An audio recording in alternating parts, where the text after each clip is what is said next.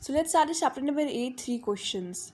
Sometimes answers to questions can be found through action and experience as seen in the story about a king seeking answers to three question.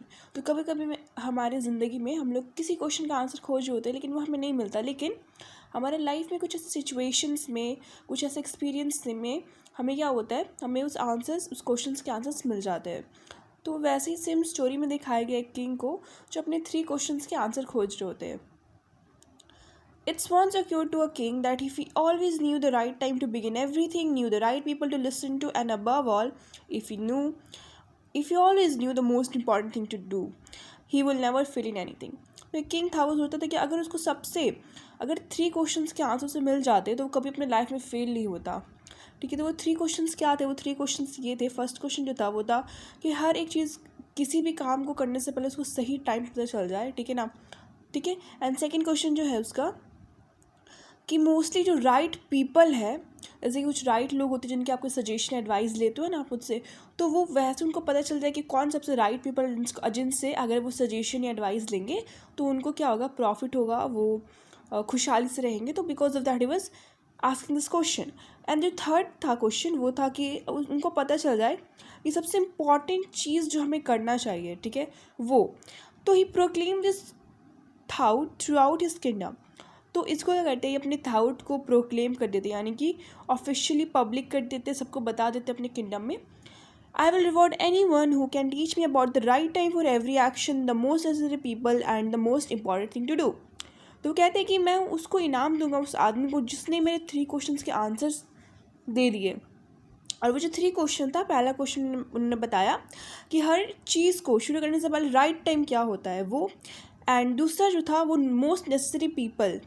And तीसरा जो था most important thing to do. ठीक है. तो यहाँ पर एक question mark में क्वेश्चन दिया गया है, why was the king looking for answers to the three question. तो किंग क्यों उस आंसर्स, मतलब कि वो थ्री क्वेश्चन का आंसर को क्यों खोज रहा था. तो ऑलरेडी यहाँ पे मेंशन है, अगर इसको सारा आंसर पता रहता हर क्वेश्चन का, थ्री क्वेश्चन का, then he would never fail in anything. तो वो अपने लाइफ में, ज़िंदगी में कभी भी फेल नहीं करता, हर चीज़ में उसका प्रॉफिट हो रहा होता. ठीक है. Learn men came to the king but they all answer his question differently. तो जो पढ़े लिखे मैन थे वो किंगडम में आए, लेकिन जब उन्होंने किंग का जो जवाब दिया ना, सबका अलग अलग आंसर था, किसी का सेम नहीं था, सबका अलग अलग था. In reply to the first question some said, तो पहले क्वेश्चन का रिप्लाई में कुछ कहते हैं, to know the right time for every action one must draw up in advance a time table which has to be follow. तो एक कहते हैं कि देखो, अगर राइट टाइम हमें पता करना है, कि हर एक एक्शन का राइट टाइम हमें पता करना है, तो हमें क्या करना है, हमें पहले एडवांस में ही सब कुछ कर लेना है. हमें क्या करना है, एक शेड्यूल बना लेनी है जहाँ पर हम लोग उसको फॉलो करें. Next, others declared that it was impossible to decide beforehand the right time for every action, but that not letting oneself be absorbed in a idle pastimes. One should always attend to all that was going on and then do what was most needful. So कुछ लोग कहते हैं कि ये impossible है कि हम लोग किसी चीज़ को करने से पहले उसका सही टाइम हम लोग जान ही नहीं सकते. Okay, not letting oneself be absorb in idle pastimes, इसका मतलब होता है कि कोई ऐसा, मतलब कि अपना टाइम उस चीज़ों पर स्पेंड नहीं करना जो जिसमें हमें फ़ायदा ना हो. ठीक है. उस चीज़ में हमें टाइम नहीं वेस्ट करना चाहिए. तो हमें किस चीज़ पे फोकस करना चाहिए, जो चीज़ मैटर करता है. One should always attend to all that was going on and then do what was most needful. तो जो भी चल रहा है उसको करना चाहिए, एंड जो चल रहा है उसको हर चीज़ को अटेंड करना चाहिए. ठीक है. हम लोग उसको चेंज नहीं कर सकते ना. इस वजह से जो भी आ रहा है, जो हमारा फ्यूचर टाइम है, वो धीरे धीरे जैसे आ रहा है वैसे हम लोग उसको अटेंड करना चाहिए. एंड वही चीज़ करनी चाहिए जो हमारे लिए मोस्टली नीडफुल है, जो हमें ज़रूरत है जिस चीज़ की. ठीक है. ये अदर्स, तो कुछ लोग कहते हैं the king will need a council और wise man to fix the proper time for everything. तो वो कहते हैं कि किंग को एक काउंसिल, वाइज मैन, मतलब कि एक जो लोग जो आपको सही, बहुत स्मार्ट होते हैं वो लोग. ठीक है. काउंसिल ऑफ वाइज मैन मतलब बहुत स्मार्ट लोग होते हैं, वो आपको ना एक ग्रुप ऑफ लोग होते हैं. ठीक है. तो वो आपको हमेशा सही और बेटर डिसीजन आपको देंगे. ठीक है. तो वो लोग ही आपका एक फिक्स और प्रॉपर टाइम बना सकते हैं हर चीज़ के लिए, ये दूसरे लोग कहते हैं.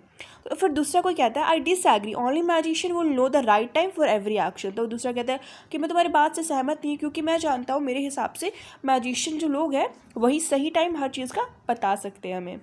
Equally valid with the answers to the second question. अब सबका जितना भी रिप्लाई था ना सेकंड क्वेश्चन के आंसर में सबका अलग था, फिर से इक्वली वैलिड था, सबका अलग अलग था। The people the king needs most are his counsellors. तो जो किंग को जो मोस्टली उनके लोग हैं जो वो बोल रहे हैं कि मोस्ट नेसेसरी पीपल मुझे चाहिए, तो वो कौन है? तो वो लोग रिप्लाई में कहते हैं कि जो किंग को सबसे ज़्यादा चाहिए, जो लोग चाहिए जो मोस्टली इंपॉर्टेंट उनके लिए, वो है उनके काउंसलर्स। मतलब कि अगर मैं एक एग्जांपल लूँ तो किंग जो होता है ना मोस्टली क्या करते हैं, वो लोग एक जगह पे रूल करते हैं। तो अब उनके रूल के साथ हर एक चीज़, यानी कि कौन सही कौन गलत, कहाँ पे क्या हो रहा है क्या पे नहीं हो रहा है, तो उन सबको देखने के लिए वो लोग काउंसलर्स को अटेंड करते हैं, ठीक है, वो डिसीजन बनाते हैं। तो वही वो आदमी कह रहा है कि जो किंग को मोस्टली चाहिए वो है उनके काउंसलर्स लोग। दूसरे बोलते हैं no he needs priest and doctors. नहीं, उनको क्या चाहिए? प्रीस्ट चाहिए और डॉक्टर्स चाहिए। मतलब कि वो कह रहे होते हैं कि नहीं, जो किंग है उनको प्रीस्ट यानी कि पुजारी चाहिए और डॉक्टर्स चाहिए। दूसरा जो कहता है warriors are the most necessary people for the king. जो लड़ने वाले होते हैं ना, जो हमारी किंगडम को बचाते हैं, वो जो वॉरियर्स लोग होते हैं जो जंग में लड़ते हैं, उनको मोस्टली नेसेसरी पीपल है किंग के लिए, जो किंग को चाहिए, ठीक है।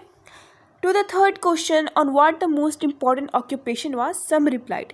जब थर्ड क्वेश्चन में पूछा जाता है कि कौन सा मोस्ट इंपॉर्टेंट चीज़ करना चाहिए किंग को, तो जो मोस्ट इंपॉर्टेंट ऑक्यूपेशन है तो उस पर कुछ लोग कहते हैं the most important occupation in the world exist in the field of science. सबसे मतलब कि जो चीज़ बहुत ज़्यादा इंपॉर्टेंट है वो साइंस के फील्ड में एग्जिस्ट करता है। तो कुछ लोग कहते हैं not quite it is being skilled in warfare, यानी कि कहते हैं कि नहीं, श्योर नहीं हूँ, लेकिन मैं कहता हूँ कि मतलब कि जो मोस्टली इम्पॉर्टेंट ऑक्यूपेशन है वो वारफेयर में ही होता है। यानी कि किसी भी वार में जब जाते हैं लोग तो उनको जीतने के लिए कुछ अलग से चीज़ें जो करते हैं उनको वारफेयर बोलते हैं, ठीक है। तो वही कुछ स्ट्रैटेजीज हो गए, एक्शन हो गए जीतने के लिए, तो वही मोस्ट ऑक्यूपेशन है किंग के लिए कि वो लड़े, ठीक है। जो तीसरे रिप्लाई करते हैं वो कहते हैं religious worship is the most important occupation. मतलब कि रिलीजियस यानी कि जो पूजा करना, करना वो सबसे इम्पॉर्टेंट है किसके लिए? सबसे इंपॉर्टेंट किंग के लिए जो ऑक्यूपेशन वो कर सकते हैं, वो जो सबसे इंपॉर्टेंट थिंग वो कर सकते हैं, मतलब गॉड के साथ रहना, ठीक है। तो ऑब्वियस सी बात है तीसरा आदमी ऐसा कहता है all the answers were being different the king give the reward to none he decided to consult a hermit for the right answers. तो जो सबका आंसर डिफरेंट था तो अब किंग सोचते हैं कि अब वो किसी को अवार्ड नहीं देते, ठीक है, रिवॉर्ड नहीं देते, इनाम नहीं देते। अब वो डिसाइड करते हैं कि वो क्या करेंगे, एक हर्मिट को कंसल्ट करेंगे, उनकी बातों के डिसीजन को वो देखेंगे। हर्मिट क्या भी कहते हैं, जो अकेले रहते हैं वो लोग, ठीक है ना, मतलब वो अकेले बहुत दूर पहाड़ों पर कहीं पे रहते हैं, एकदम अकेले अपनी ज़िंदगी जीते हैं। तो वहीं पर वो जाएंगे और उनसे सही आंसर्स लेके आएंगे। The hermit lived in the woods and received none but a common folk. The king put on simple clothes before reaching the hermit's cell, dismounted from his horse and went on alone. तो जो hermit थे वो कहाँ रहते थे? Woods में रहते थे। एंड वो क्या करते थे, वो सिर्फ उन्हीं लोगों से मिलते थे जो बहुत कॉमन फल, यानी कि जो कॉमन लोग थे, ठीक है, वो ना जो अमीर लोग होते, किंग होते, उनसे नहीं मिलते थे। तो इसलिए किंग ने क्या कि उन्होंने सिंपल क्लोथ्स पहन लिए और वो क्या करे, सिंपल क्लोथ्स पहन के वो पहुंच गए। डिसमाउंटेड मतलब कि got off specially from a horse. तो वो जो एक हॉर्स लेके गए थे एंड हॉर्स से वो उतर गए एंड कुछ दूरी पर, जब उनका जहाँ पर हर्मिट का घर था ना उसके कुछ ही दूरी पर वो उतर गए, क्योंकि अगर वो हर्मिट देख लेते उनके हॉर्स के साथ तो वो क्या होते, क्योंकि उनको अच्छा नहीं लगता ना, क्योंकि वो सिर्फ कॉमन फ्लॉक लोगों से मिलते हैं, ठीक है, जो ऑर्डिनरी पीपल लोग होते हैं वो स्पेशल लोगों से नहीं मिलते, ठीक है। तो इसलिए वो कुछ ही दूरी पर हॉर्स से उतर जाते हैं एंड अकेले चले जाते हैं हर्मिट के घर के पास। The king found the hermit laboriously digging. तो जब किंग वहाँ पर पहुँचते तो वो देखते हैं कि जहाँ पर वो हर्मिट है वो क्या कर रहे हैं, लैबोरेटरी डिग यानी कि गड्ढा खोद रहे थे वो। Why is hermit I have come to ask you to answer 3 questions. How can I learn to do the right thing at the right time? Who are the people I need the most? And what affairs are the most important and need my first attention? तो वो कहते हैं कि wise hermit, मैं यहाँ पर जो आया हूँ आपको कि 3 क्वेश्चंस के आंसर्स खोजने के लिए। एंड वो जो 3 क्वेश्चंस है वो है कि मैं क्या कर सकता हूँ, how can I learn to do the right thing at the right time. मतलब कि मैं क्या करूँ कि मुझे राइट टाइम पता चल जाए, हर एक एक्शन, हर एक चीज़ को करने से पहले मुझे सही समय पता चल जाए। Who are the people I need the most, and वैसे कौन से लोग हैं जो मुझे मतलब उनकी बहुत ज़्यादा ज़रूरत है। And third one, and what affairs are the most important and need my first attention. And कौन सा ऑक्यूपेशन, कौन सी चीज़ें जो मेरे सबसे पहले अटेंशन पाना चाहते हैं, मतलब कि कह सकते हैं ऐसे कौन सी चीज़ें जिनको सबसे पहले मेरा अटेंशन मिलना चाहिए, ठीक है, वो सारी चीज़ें। The hermit listened to the king but answered nothing. The king offered to help to do the digging for a while. तो हर्मिट तो जितने भी किंग के क्वेश्चंस होते हैं वो उनको सुनते हैं, लेकिन वो कुछ रिप्लाई नहीं करते. He but answered nothing. The king offer to help to the digging for the while. तो क्या करते हैं किंग, उनको कहते हैं कि उनको ऑफर करते कि लाइए मैं कुछ देर तक क्या करता हूँ, जो आप डिगिंग यानी कि जो आप गड्ढा खोद रहे हैं मैं आपका थोड़ा मदद कर देता हूँ उसको खोदने के लिए. You can let me dig now, but the king did not give him the spade and continued to dig till sunset. तो हर्मिट होते हुए कहते हैं कि नहीं, वो कहते हैं कि नाउ अब हो गया, बहुत हो गया, अब लाओ मैं अपने काम पर वापस आ जाता हूँ, मतलब कि लाओ मैं करने लगता हूँ, वो जो खोद रहे होते हैं ना वो मैं करूँगा. तो वो कहते हैं, लेकिन किंग उनको रिप्लाई नहीं देते. ठीक है, वो खुद से करने लगते हैं. ठीक है, जब तक सनसेट, जब तक सूरज डूब नहीं जाता तब तक वो उस सोइल को डिग करने लगते हैं. यानी कि ऑब्वियस ही बात है, मे बी हर्मिट उस खोदने के लिए मे बी वहाँ पर वो सीड डालेंगे, फिर मे बी वो प्लांट्स ग्रो करेंगे वहाँ पर, इसलिए वो मे बी खोद रहे होंगे. He then decided to ask the hermit if he could answer the 3 question. तो वो डिसाइड करते कि नाउ अब मैं हर्मिट से वो 3 क्वेश्चंस के आंसर्स मतलब मांगता हूँ कि वो मेरे क्वेश्चंस के आंसर रिप्लाई कर दें, मतलब कि वो पूछते हैं उनसे. But before the king could utter a word, here comes someone running, let us see who it is. तो पहले जब किंग ने सोचा कि किंग बोले, ठीक है, लेकिन वैसे जब वो एक वर्ड बोलने वाले थे तभी उन्होंने हर्मिट ने देखा कि वहाँ पर वो कहते हैं कि here comes someone running, let us see who it is. वो कहते हैं कि यहाँ पर कोई आ रहा है दौड़ते हुए, चलो देखते हैं कौन है. When the bleeding stopped, the injured man asked for something to drink. The king gave him fresh water and then, with the hermit's help, carried the wounded man into the hut and laid him on the bed.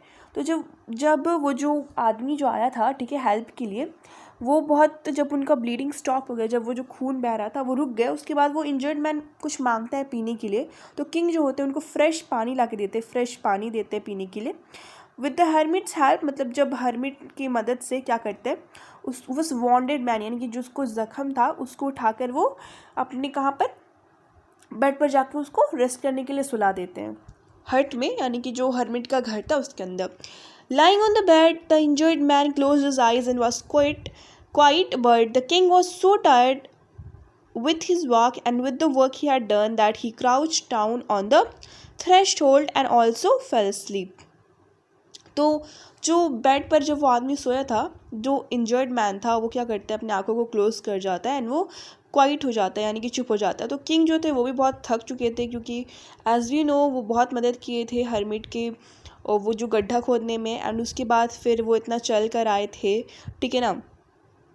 And सब कुछ करने के बाद वो क्या होता है, he crouch down on the threshold मतलब कि जो बेड का साइड होता है वहाँ पर वो क्या करते हैं, सो जाते हैं. ठीक है, मतलब कि उनका पैर नीचे होता है एंड उसके बाद वो वहाँ पर ऐसे load the body by bending the knees, यानी कि यहाँ पर एक्सप्लेन कर रहा है कि वो अपने पैरों को ऐसे फैलाकर अपने जो सर होता है वो जो बेड का साइड होता है ना वहाँ पर वैसे लेट जाते हैं. ठीक है, नेक्स्ट डे फॉरगिव मी, जो इंजर्ड मैन था वो कहते हैं कि मुझे माफ़ कर दे.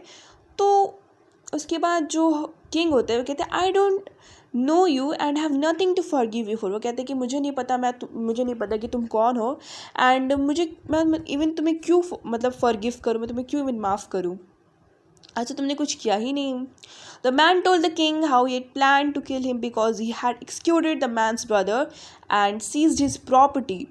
तो जो मैन होता है, जो इंजर्ड मैन होता है, वो कहता है किंग को कि मैंने कैसे प्लान किया था कि मैं आपको मार दूंगा जान से, बट ही हैड एक्सक्यूटेड, क्योंकि किंग ने क्या किया था, उसके जो ब्रदर था ना उसको क्या कर दिया था, एक्सक्यूट यानी कि उसको जेल में डाल दिया था एंड उसकी सीज प्रॉपर्टी को कब्जा कर लिया था, उसके भाई के प्रॉपर्टी को ना, आई मीन उसी की प्रॉपर्टी, यानी भाई है दोनों, तो ऑब्वियस सी बात है दोनों की प्रॉपर्टी जा रही है, तो उसको क्या कर लिया था, किंग ने ले लिया था. When you did not return after meeting the hermit, I grew tired of waiting and came out of hiding only to be wounded by your bodyguards. But now with your kindness I am ashamed and promise to serve you as a slave.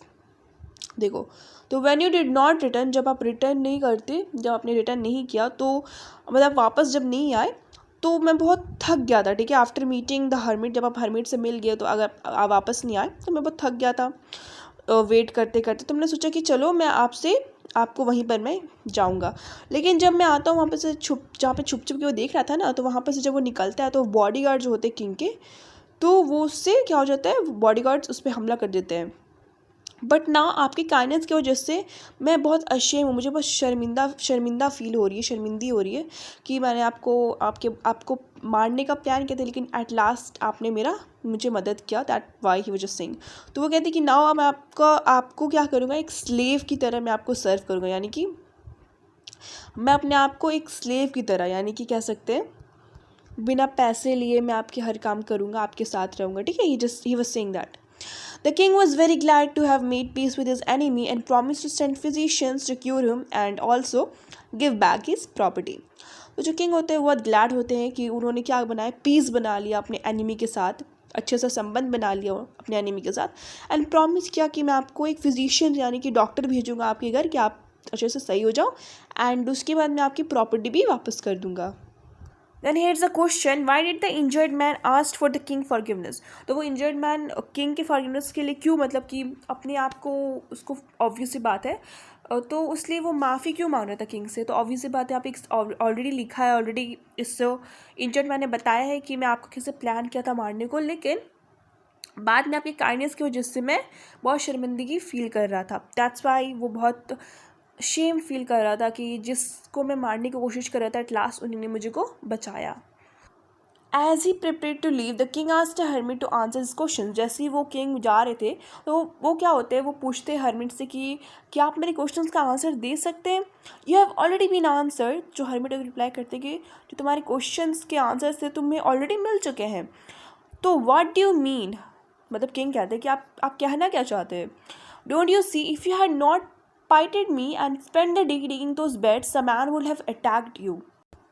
तो क्या तुमने ये नहीं देखा कि जब तुमने मेरी मदद की उस बेड्स को डिग करने में, यानी कि उस खोदने, बेड्स मतलब कह सकते हैं जहाँ पर वो हर्मिट प्लांट्स वगैरह उगा रहे थे, ठीक है, वहाँ पर जब तुमने मेरी मदद की उसको डिग करने के लिए, तो अगर तुम नहीं करते तो वो मैन तुमको क्या कर देता, अटैक कर देता, तुम्हें वो मार सकता था उस टाइम पर। So the most important time, that was when you were digging the beds. I was the most important person, and to do me good was your most important business. तो वो कहते हैं कि सबसे इम्पॉर्टेंट जो समय था वो जब तुम उस बेड्स को डिग कर रहे थे, जब तुम वो गड्ढा खोद रहे थे प्लांट्स के लिए, ठीक है, वो तुम्हारा सबसे मोस्ट इम्पॉर्टेंट समय था उस टाइम, एंड उस टाइम मैं सबसे इम्पॉर्टेंट पर्सन था, and to do me good was your most important business, एंड तुम्हें वो जो काम था जो तुमने मेरे लिए किया, ठीक है ना, वो तुम्हारा इम्पॉर्टेंट बिजनेस था। Letter when that man reigned to us, the most important time was when you were attending to him, for if he had not bound up his wounds, he would have died without having made peace with you. So he was the most important man, and what you did for him was the most important business. ठीक है, तो उसके बाद जब तुमने देखा कि जो वो मैन हमारे पास दौड़ता हुआ आया, तो जो सबसे मोस्ट इम्पॉर्टेंट समय था वहाँ पर, जब तुम उसको अटेंड कर रहे थे, जब तुम उसको बचा रहे थे, जब उस इंजर्ड मैन को तुम क्या कर रहे थे, बचा रहे थे। So when you had not bond up, अगर तुम उसके साथ क्या नहीं करते, अगर उसके वुंड्स को, उसके जो ज़ख्म को अगर तुम ठीक नहीं करते, पट्टी नहीं लगाते, तो उस टाइम वो मर सकता था तुम्हारे, मतलब वो मर सकता था, वो तुमसे पीस भी नहीं बना पाता, यानी कि जितना वो अपने एनिमी को, कैसे किंग ने ये बनाया ना अपना दोस्त, तो तुम वो भी नहीं बना सकते थे उसके साथ, ठीक है। सो वही सबसे इम्पॉर्टेंट था, वो जो मैन था, he was the most important man, and what you did for him was the most important business, and जो तुमने उसके लिए किया वो तुम्हारा सबसे इम्पॉर्टेंट बिजनेस था।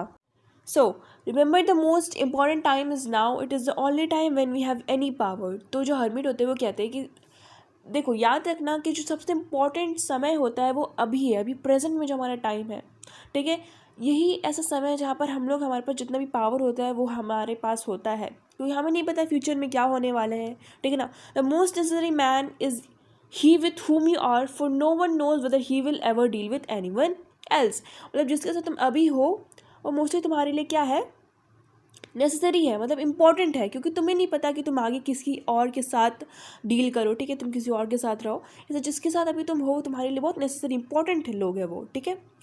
The most important effort is to do him good, as that is man's only purpose in life. Person से काइंड रहो, ठीक है, एंड ये सबसे इंपॉर्टेंट चीज़ है हमारे लाइफ में, ठीक है, most important thing in life. So now यहाँ पर चैप्टर नंबर 8 3 क्वेश्चंस यहाँ पे ख़त्म होता है। एंड ये जो adapted from the 3 question by Leo Tolstoy, यानी कि जो स्टोरी है ये कौन से बुक से लिया गया है, द 3 क्वेश्चन, जो लियो टॉल्स्टॉय ने लिखा था। एंड यहाँ पर ये स्टोरी ख़त्म होता है। And I hope you all enjoy it. And next video पे आई होप मैं इसी वीक के अंदर चैप्टर 9 भी एक्सप्लेन कर दूँ।